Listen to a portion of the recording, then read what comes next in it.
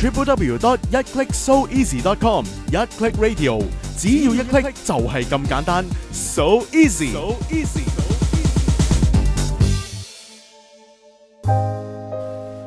歡迎閣下嚟臨10號茶餐廳。你好，請問想點咩菜呢？我哋今日個 special 係殷勤嘅侍應服務喺呢度揾唔到。哇！呢度裝修好靚喎，個座位又坐得舒服。一流嘅餐房環境喺呢度都揾唔到。哇！焗豬扒飯、肉醬意粉、風沙雞翼，正！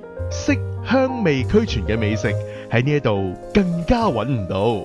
切，咩都冇嘅，呢間咩鬼茶餐廳嚟㗎？係10號茶餐廳啊，小姐。咁呢度究竟有啲咩㗎？問得好，呢度有2位大廚，就係我肥龍同埋我 Akiko。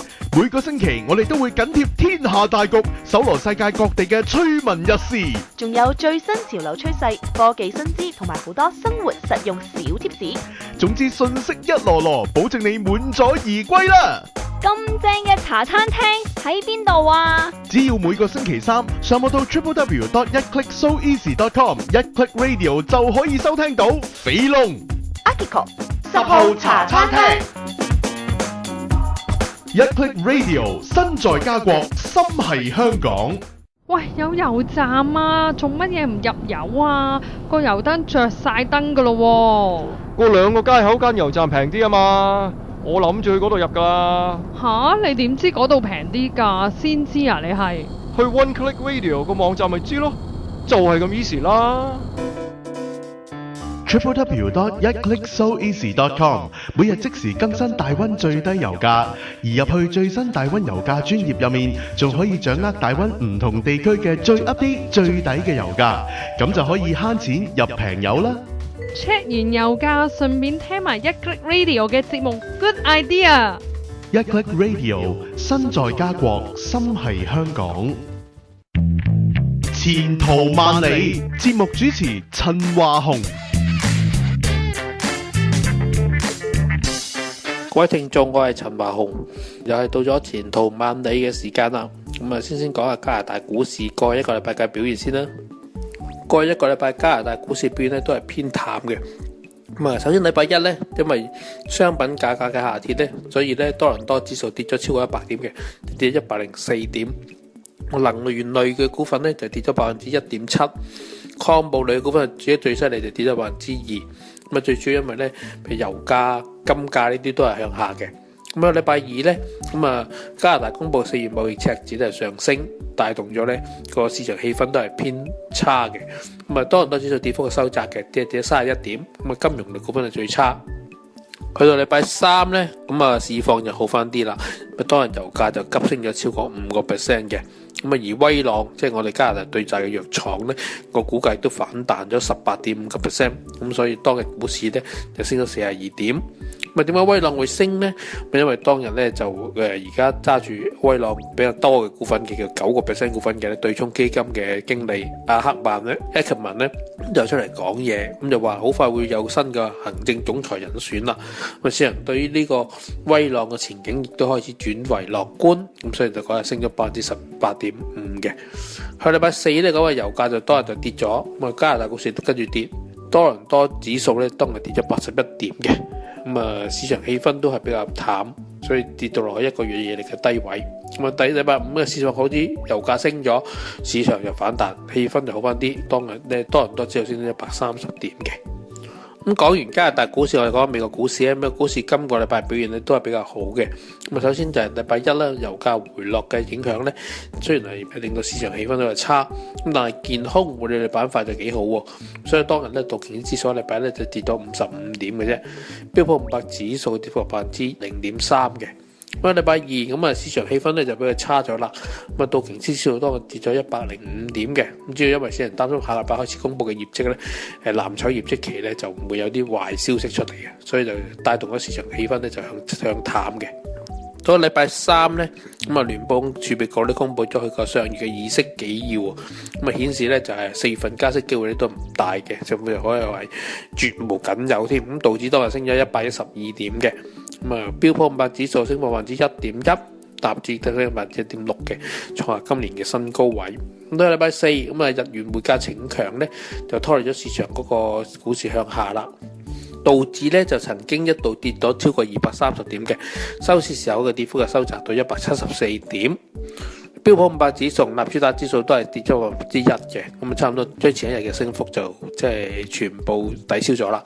佢禮拜五嘅市場氣氛就好翻啲，個零售股但係偏軟嘅。咁整個禮拜嚟講咧，道瓊斯指數咧就跌咗1.2%，而標普500指數咧亦都係跌咗1.2%嘅，納指亦都跌咗1.3%。今個禮拜講咩題目呢？今個禮拜講嘅題目呢，就係頭先我講嗰個聯儲局禮拜三公佈嘅上月議息記錄。咁點解今次有個議息記錄會比較大家會注重呢？固之然呢個禮拜嚟講呢，亦都冇乜特別大嘅新聞啦。另一個呢，就係話呢，上個月雖然係加息，但係呢啲市場人士會揣測到底呢個聯儲局裏邊啲人係點去睇翻而家嗰個經濟環境嘅呢？咁根據呢個聯儲局嘅上月嘅議息記錄呢，咁好睇到嘅時候呢，就有一個現象就係比較多嘅聯儲局嘅即係高層呢，即係啲地區銀行嘅總裁啦，同埋總部一啲總監級嘅官員認為呢4月份加息呢就唔係幾合適嘅。咁因為呢，佢哋覺得好多數據啦都唔需要太過去令到佢哋能夠有個緊迫性呢，一定要喺4月份加息。如果即係喺4月開議息會嘅時候，真係同佢出嚟數據都係咁樣下，即係唔係話特別有個好強烈嘅訊息俾人感覺到有迫切性加息咧，相信佢哋好多大部分官員咧都唔會贊成4月份加息啦。呢個咁嘅議息記錄公佈咗之後咧，市場人士咧亦原來即係等於維持佢哋自己對4月份議息個睇法，就係話99.9% 都唔加息㗎啦。咁所以咧，而家根據啲利率期貨嘅數據顯示咧，基本上冇市場人士覺得4月份應該加息嘅。4月份議息會就喺4月26號同27號舉行。咁而家嚟嗰個議息會舉行嘅時間咧，雖然仲有2個禮拜，仲可能會有數據上嘅變化去影響，但係基本上大家都大局已定啦。一講緊到6月係咪加息？咁如根據呢個紀要嘅睇法咧，就話金融市場嘅動盪情況咧開始消散啦，即係嗰個危機感冇咁強啦。經濟前景雖然都係令人關注，因為歐洲、日本等地方嘅經濟都唔係話咁理想嘅時候咧，呢個咁嘅情況咧有冇產生到嘅市場動盪咧？氣氛咧可能有嘅，但係未必係咁實在。咁另外一個更加實在嘅就係到底核心通脹係咪回升咧？回升係咪有個持續性咧？呢個啲人都仲係有啲懷疑啊。咁咧對呢個懷疑咧都係一個正常嘅反應，因為咧啲數據仲未充分反映到。咁所以咧呢個令至我哋對加息政策咧會唔會執行咧會有個分歧啦。咁呢個情況咧，如果用一個比較上實質嚟睇咧，就聯儲局咧嘅官員咧睇嚟咧就冇好似耶倫所公開所講咁穩咁好嘅，因為耶倫咧係跟住禮拜4個3個前度央行行長嘅對談裏邊咧都提過，就話繼續都話經濟穩健喎，咁咧就會應該接近全民就業啦，通脹亦都有仍然都係受壓抑嘅，低通脹可能係暫時性嘅。咁呢啲講法其實係一致嘅。咁啲一致性係咩咧？即係話咧，聯儲局仲未能夠感到有個迫切性要加息，但係有另一派嘅講法就係話咧，如果既然係咁嘅話，既然經濟好嘅話，雖然通脹冇升得咁明顯，亦都可能係低通脹仲係保持到，但係亦都可能係會繼續突然間會轉升㗎啦。咁嘅時候咧，你6月加息係唔係大壓力俾市場好大？因為經濟好啊嘛。咁呢個加息出嚟個效果負效應咧，可能冇明顯嘅時候咧，反而係更加容易接納呢個加息嘅。呢派嘅講法咧，亦都係包括有聯儲局裏邊官員講嘅，例如話堪薩斯聯儲銀行行長喬治啦。但係咧，亦都有一派嘅，譬如話聖路易聯儲銀行總裁布拉德咧，今個禮拜都係咁講，話都係要小心啲，安全為上。咁整體嚟講咧，我覺得當然4月份加息大家就唔好諗啦。咁但6月份加息嘅變數仲係好多嘅，即係加唔加息決定咧，唔係話喺呢一刻可以有好清楚嘅方向嘅時候咧，睇下下個禮拜即係話開始嘅藍籌業績期咧，可能對美股嘅指標性作用係更加大嘅。咁我相信咧就藍籌業績就唔會好噶啦，特別好嘅，因為咧第一能源類股份都係比較差，第二類美元匯價嘅升勢咧仍然都係打擊到呢個出口商嗰個盈利嘅，同埋跨國公司嘅盈利嘅。相信今季嚟講咧，按年嚟講咧，仍然都係盈利都有倒退嘅。咁但係希望倒退幅度冇咁大嘅，衝擊冇咁大。如果唔係嘅話，一旦啲消息係比預期中差嘅話咧，咁相信呢個股市應該係借勢再向下調整一陣嘅。今個禮拜前同埋咧到呢度為止，我哋下禮拜繼續討論另一個題目啦，拜拜。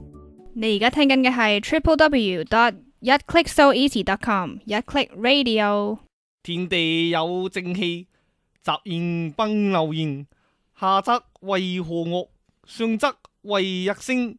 喂，你做乜響樹背正氣歌啊？咪1click radio 咯。我都知佢哋好正氣，但係都唔使背正氣歌噶。唔係喎，嗱，個節目表寫住天地有正氣噶噃。哎呀，此氣不同彼氣啊！嗱，你應該讀成天地有正氣啊！每個星期四，肥龍出文同你介紹新戲，環觀北美票房，仲會喺電影大百科環節討論古今中外一啲對人生有影響力嘅新舊電影。咦，咁第日睇戲之前就一定要聽咗天地有正氣先咯。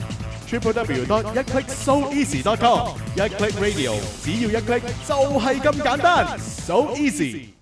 喂，你飲杯啊喂！酒逢知己千杯少，喺派對同朋友開心對飲，的確係一件樂事。走啦，拜拜。但係酒後駕駛，你唔單止會破壞自己嘅前途，你仲有可能會對無辜嘅人以及佢嘅屋企人造成無可挽救嘅傷害。尊重生命，為己為人，切勿酒後駕駛。以上係一 Click Radio 帶俾大家嘅訊息。www.1clicksoeasy.com 一 Click Radio， 只要一 click 就係咁簡單，so easy。